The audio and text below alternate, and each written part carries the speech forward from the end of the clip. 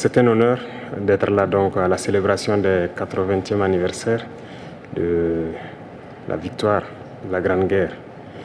Et je tenais donc à vous féliciter et vous remercier donc pour cette invitation qui est un symbole pour nous. Et au cours donc de ma présence ici, je dois avouer que j'ai appris beaucoup de leçons. Cette séance que j'ai pu assister avant le dîner la veille, la séance culturelle, m'a fait comprendre que l'histoire et la culture sont le socle pour bâtir une armée forte et résiliente. Nous avons pu voir ensemble tous les sacrifices que le peuple soviétique a consenti pour que nous soyons dans un monde libre aujourd'hui. Et nous tenons donc à vous dire merci pour cette invitation, parce que ce sont des moments qui nous ont permis aussi de réfléchir à notre situation et de penser à de nouvelles perspectives. Et sur ce, je pense que les obstacles que nous avons aujourd'hui devant nous ne doivent pas nous arrêter. Et les obstacles sont une bonne chose en quelque sorte que nous devons surmonter.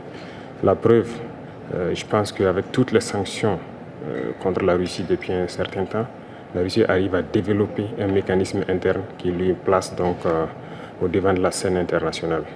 Et nous prenons bonne note de ces leçons que nous avons donc apprises ici.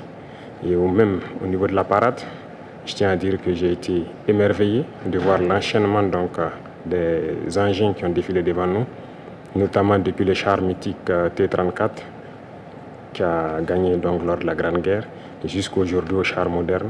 Combien donc l'armée russe s'est modernisée, combien la technologie donc a participé à renforcer cette armée.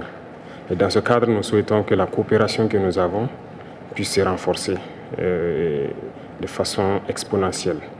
Je vous remercie déjà pour tout ce qui est fait pour nous, notamment ces bourses d'études qui sont octroyées au Burkina et qui vont s'accroître. Et ce matin, j'ai visité donc l'université de chimie et je disais que le volet sur lequel nous allons axer après la défense et la sécurité, c'est le volet de l'éducation. C'est ce volet qui nous intéresse le plus, notamment les sciences. Il faut que la Russie puisse nous aider à former notre jeunesse, notamment dans le domaine des sciences, pour que nous puissions développer chez nous la machinerie, en gros. Que ce soit la machinerie qui va avec l'armée ou la machinerie qui va avec l'industrie. Parce que c'est à ce seul prix que nous pourrons nous développer au sein de l'Afrique. La guerre qui nous est imposée aujourd'hui, nous pensons que ce n'est qu'une manifestation aussi du nazisme. Parce que le terrorisme qui est là aujourd'hui n'est pas du terrorisme, c'est de l'impérialisme. Ce sont nos terres qui intéressent ceux qui nous combattent. Et donc, finir avec cette guerre, avoir une armée forte et lancer le développement de notre patrie, telle est l'essence donc de notre combat. Et nous comptons sur vous pour surtout former nos cadres.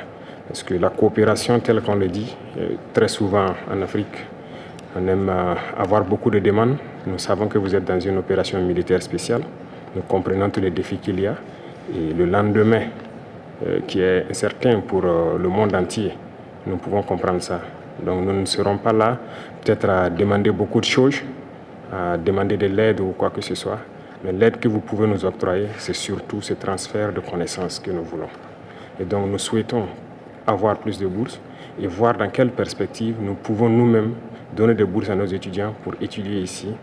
Et dans un troisième temps, comment est-ce que les universités ici peuvent se dupliquer au Burkina Faso, notamment celles que j'ai visitées. Et aussi, il y a beaucoup d'autres universités dans le domaine des sciences. Comment on peut les dupliquer au Burkina Faso avec tout le laboratoire nécessaire qu'il faut pour former de manière pratique nos jeunes et que nous puissions être donc au cœur de notre propre développement. Donc c'est la demande essentielle que nous avons actuellement dans le contexte que nous vivons pour pouvoir transformer tout ce que nous avons sur place, produire beaucoup de choses nous-mêmes et que le Burkina Faso soit un hub où beaucoup de jeunes Africains vont venir et apprendre aussi la science. Parce qu'ici en Russie, vous avez d'éminents scientifiques et il y a eu beaucoup de savants que nous continuons donc d'étudier leurs œuvres. Et je pense que c'est un havre où nous pouvons soutirer la science pour nous développer.